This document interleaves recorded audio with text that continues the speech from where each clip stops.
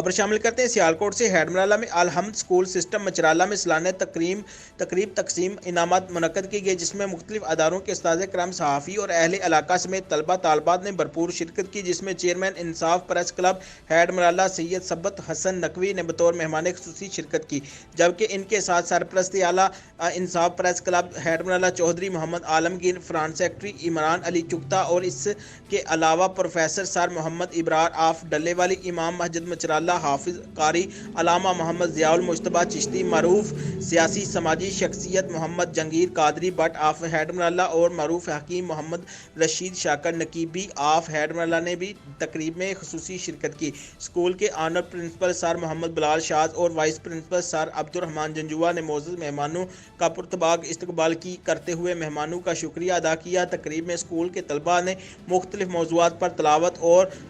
नात तकरीर और